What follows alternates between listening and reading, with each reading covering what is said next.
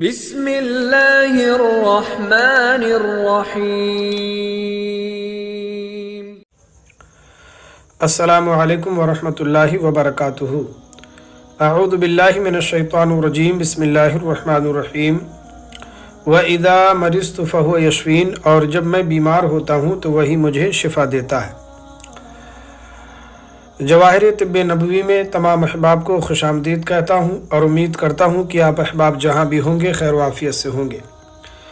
ہم آپ کی خدمت میں حاضر ہیں ایک طبی علاج کے ساتھ، اور آج کا جو ہمارا طبی علاج ہے وہ ہے گوہانجی، یعنی کہ آنکھوں میں جو پھنسی نکل آتی ہے اس کا طبی علاج۔ پیارے سامعین محترم، سب سے پہلے جان لینا چاہیے کہ آنکھوں میں جو دانہ پڑ جاتا ہے، کبھی پلکوں میں ہوتا ہے، کبھی اس کے نیچے ہوتا ہے، اور اسے گوہانجی بھی بولتے ہیں، اور اپنی اپنی زبان میں اس کی طرح طرح کے نام لوگ لیتے ہیں۔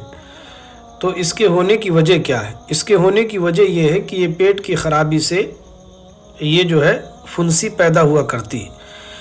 پیٹ میں اگر جو ہے قبضیت ہو اور ہاضمہ درست نہ ہو اور گیسٹرک کی پرابلم ہو تو اس کی وجہ سے، معدے کی خرابی کی وجہ سے یہ پیدا ہوتی ہے۔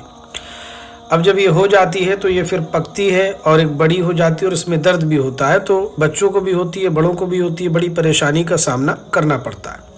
اگر کسی کی آنکھوں میں گوہانجی ہو جائے اور آنکھوں کی جو ہے پپٹوں پر پھنسی نکل آئے تو اسے گوہانجی کا نام دیا جاتا ہے۔ یہ اکثر پیٹ کی خرابی سے جو ہے پیدا ہوا کرتی ہے۔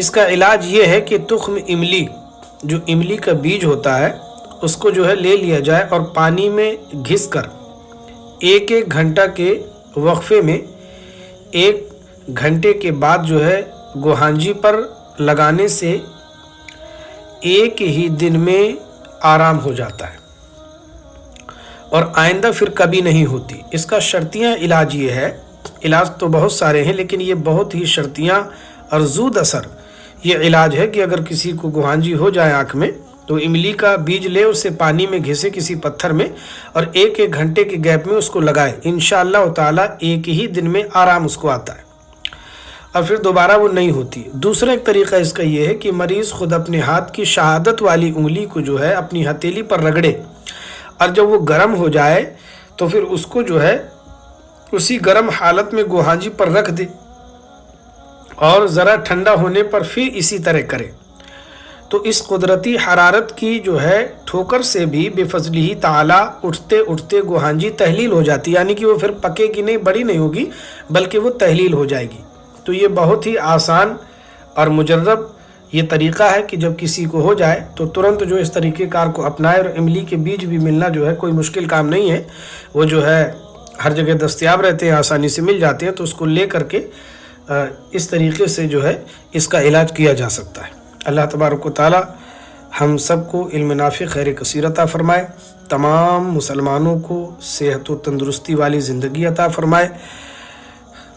مخلوق خدا کی نیت سے اس پیغام کو دوست و احباب میں، رشتہ داروں میں ضرور شیئر کریں، ہمارے چینل کو سبسکرائب کریں، ہمیں اپنی دعا میں یاد رکھیں، اور اپنا اور اپنے پیاروں کا خوب خیال رکھیں۔ السلام علیکم ورحمۃ اللہ وبرکاتہ۔